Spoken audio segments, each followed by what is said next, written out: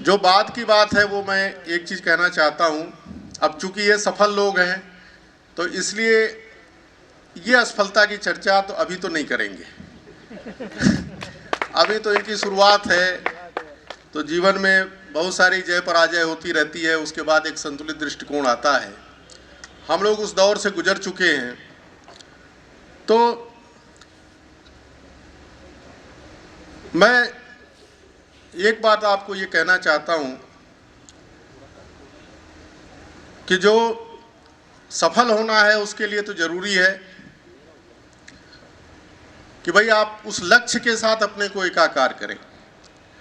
मैं अगेन श्रीमद् भगवत गीता को और भगवान कृष्ण को कोट करूँगा। भगवान ने लास्ट में गीता में कहा है कि मन मना भव मद भक्तो मदयाजी माम नमस्कुरु मामे वैसे सत्यम ते प्रति जाने प्रियोसी में,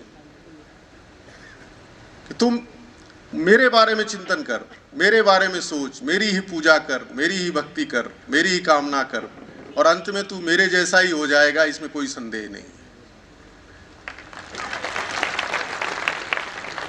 तो लक्ष्य के साथ एकाग्रता ये बहुत जरूरी है। लक्ष्य को करना, हमेशा ये सोचना सुबह शाम दोपहर रात कि भाई हमको आरएएस बनना है।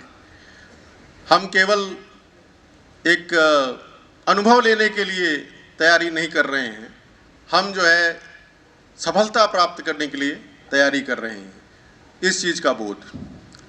और जो दूसरी बात है वो इससे भी ज़्यादा इम्पॉर्टेंट है।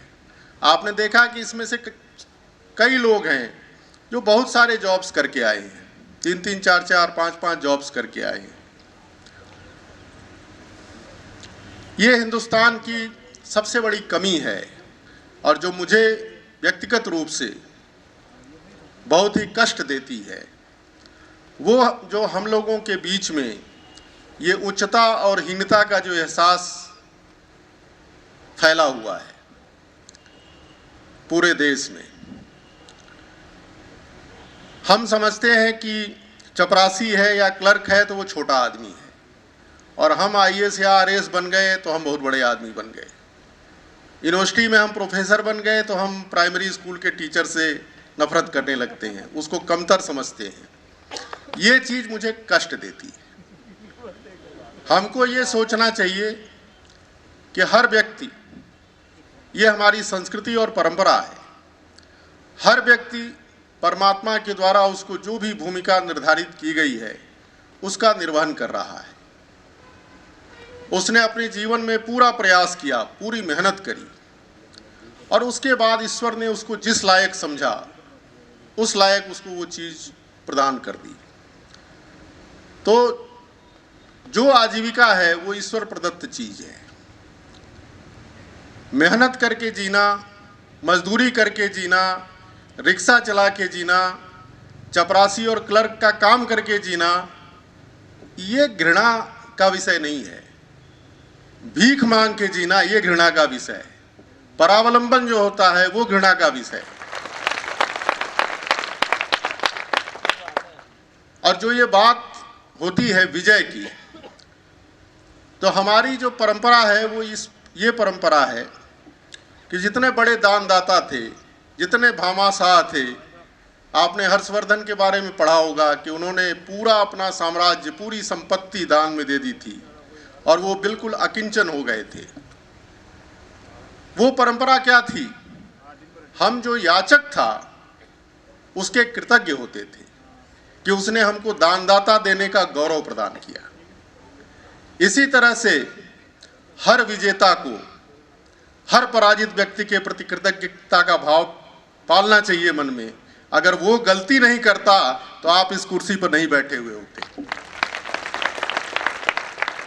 जब यह भाव रहेगा तो हम लोगों के बीच में ये उच्चता और निम्नता का, ये श्रेष्ठता और हीनता का ये प्रवृत्ति नहीं रहेगी।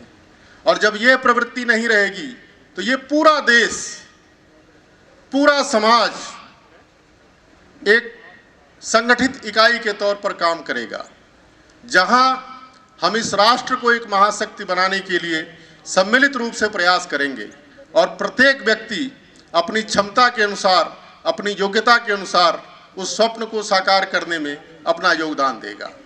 मेरी आप लोगों से यही अपेक्षा है, आप जीतें चाहे हारें, लेकिन जिसको मैं कहता हूं भीष्म पितामह के शब्दों में, हृदय न पराजितः, हृदय से अपराजित रहना चाहिए, हृदय से हार नहीं माननी चाहिए। हमने कई लोगों को देखा है, वो आईएएस भी बन गए, लेकिन उसके बाद वो अपने पथ से भ्रष्ट हो गए, विचलित हो गए और समाज में निरादर के पात्र बन गए। और मैं कई ऐसे क्लर्कों को जानता हूं जिन्होंने पूरे जीवन भर मनोयोग से, निष्ठा से, कर्तव्यपरायणता से काम किया और आज समाज उनको एक आदरणीय और सम्माननीय व्यक्ति के रूप में जानता है। तो कभी भी आप, बहुत अच्छा है कि आप लोग बड़े महत्वाकांक्षी हैं और आरएस के लिए, आईएएस के लिए आप तैयारी कर रहे हैं, लेकिन अगर आप असफल भी हैं तो जो कुछ भी आप कर रहे हैं, राजनीति कर रहे हैं, व्यवसाय कर रहे हैं, नौकरी कर रहे हैं, शिक्षण कर रहे हैं, कोई भी काम कर रहे हैं, वकालत, अपने को कमतर और हीनतर नहीं समझिए। इसी में आपका भी उज्जवल भविष्य निहित है और इस देश का भी उज्जवल भविष्य निहित है। बस इन्हीं शब्दों के साथ, क्योंकि आपने इतने उपलब्धिवान लोगों को, इतने बुद्धिमान तेजस्वी लोगों को सुना, मैं अब काफ़ी शेर शायरी भी यहाँ हुई है, हमारे केजी शर्मा साहब ने शुरुआत कर दी है और इनका तो कोई मुकाबला ही नहीं है, विद्वत्ता के शिखर पर आसीन है। और हमारे जो ये नए साथी हैं, इन्होंने भी काफ़ी रहा, अच्छा सुनाया। तो एक शेर मैं भी पढ़ लेता हूँ इन लोगों से प्रेरणा लेके।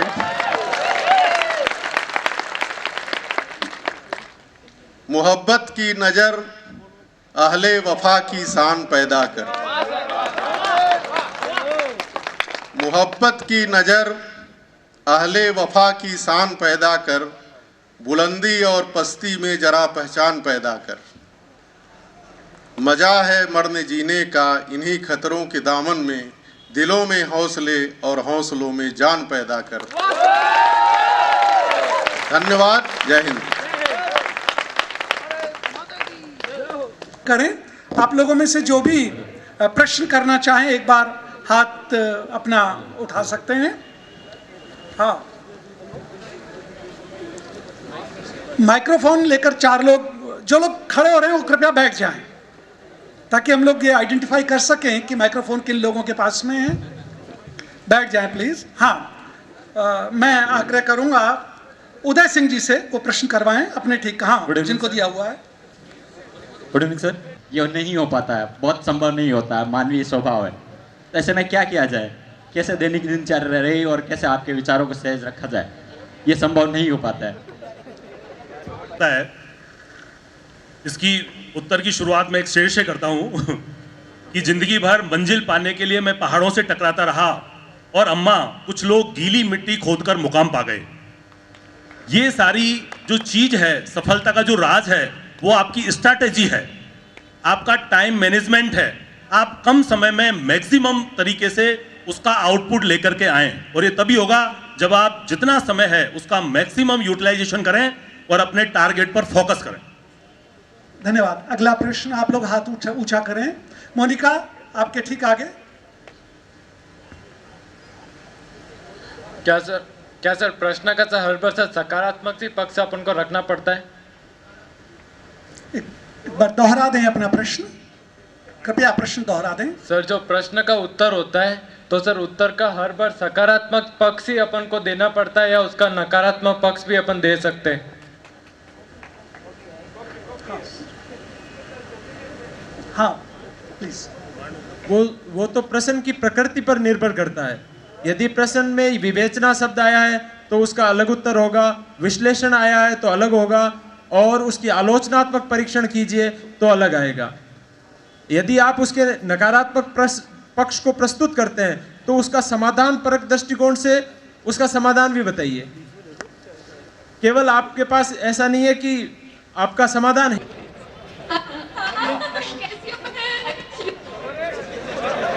देखिए, हर उस पर आप टिप्पणी ना करें, प्रतिक्रिया ना व्यक्त करें। हाँ, कहें, प्रश्न कहें। मैं जानना चाह रहा था कि जो मेंस का एग्जाम होता है उसकी अपन कॉपी देख सकते हैं क्या? आप लोगों ने जो दिया मेंस का उसकी कॉपी देख सकते हैं? कॉपी एनालाइज करना चाहता हूँ, मिल सकती है क्या? आप केवल सफल है उनकी एनालाइज करनी है। बिल्कुल बिल्कुल आप हमारी भी देख सकते हैं। अगर हम आपको दिखाएं तो आप हमारी भी देख सकते हैं। मैंने सुना कि 2013 से बंद कर दिया, बताया सब। नहीं नहीं नहीं ऐसा नहीं। बहुत धन्यवाद। और कोई प्रश्न? हाँ मैं राधिका मैम से क्वेश्चन करना चाहता हूँ राधिका जी। कि जैसे मुझे लिखना नहीं आता तो लिखने की आदत को कैसे विकसित करूँ, क्या लिखूँ, किस प्रकार लिखूँ जिससे मैं इस क्षेत्र में प्लीज अच्छी प्रश्न को पकड़ सुने, क्योंकि बहुत मुमकिन। हाँ, आप में लिखने की आदत नहीं है तो लिखने की आदत डालें, बार बार अभ्यास करें। जो प्रश्न है जो आपके सामने है किताब है, उसमें से पहले किताब को सामने खोलकर उसमें से उत्तर छांटे और किताब में से देखकर उत्तर लिखने का प्रयास करें। बार बार अभ्यास अगर करेंगे तो आप इसमें लिखने में परफेक्ट हो जाएंगे। धन्यवाद। कि ऑलमोस्ट ऐसे केसेस में कुछ इंट्रैक्शंस उनके जाते हैं तो तब तक बहुत पॉजिटिव फील होता है, बट आफ्टर सम टाइम वो थोड़ा सा रिड्यूस होने लगता है। तो what is the way to permanent positive, कैसे रह सकते हैं? ना ज़्यादा स्ट्रिक्ट ना हो जाए अपने साथ कि अपने को पनिश करना शुरू करते हैं ना, तो at the end of the day evening में या फिर वीकेंड्स पे आप अपने आप को थोड़ा फ्रेंड्स के साथ एक लिमिटेड सर्कल के साथ थोड़ा एंजॉय करें और अपने पेरेंट्स के साथ बैठे उनसे पॉजिटिव बातें करें, अपने ग्रैंड पेरेंट्स के साथ बैठे तो यू विल फील गुड। कि एक आर्ट्स का स्टूडेंट 2 साल 11th और 12th और 3 साल ग्रेजुएशन में जीएस पढ़ने के बाद भी सफल कम हो रहा है पिछले 5 सालों से, और एक साइंस और मेडिकल का स्टूडेंट टॉप कर रहे हैं और ज्यादा सफल हो रहे हैं। इसका क्या कारण है? और आप में से भी 80% साइंस और मेडिकल के स्टूडेंट हैं। विद्यार्थी भी सफल होते हैं, लेकिन उनको उस लेवल पर तैयारी करने की आवश्यकता होती है। अगर आप प्रारंभ से, आपने कहा कि 11 से ही तैयारी कर रहे हैं और फिर 5 साल करते हैं, 11, 12 और बीए 3 साल, ऐसा कोई कारण नहीं है कि आप बिल्कुल शिद्दत से तैयारी करें और सम्यक रूप से टारगेट को फोकस करके तैयारी करें तो आपको सफलता नहीं मिले। कोई कारण नहीं है, केवल सीरियसनेस की कमी होती है। ऐसा कुछ नहीं है कि साइंस बैकग्राउंड के ही लोग इसमें कामयाब होते हैं, क्योंकि एक सेकंड पेपर जो है वो साइंस ओरिएंटेड है, इसलिए थोड़ा सा ज्यादा उनको मौका मिलता है साइंस वालों को। लेकिन आप साइंस और मैथ्स की तैयारी शुरू से करें तो कोई कारण नहीं कि आपको सफलता नहीं मिलेगी। बहुत धन्यवाद। इसके लिए तो एक बात और जोड़ना चाहूँगी कि हमारे बैच में से मैं फर्स्ट रैंकर, सेकंड, थर्ड, हम सभी आर्ट्स वाले हैं, और यहाँ जो बैठे हैं ना ये सारे आर्ट्स वाले ही हैं।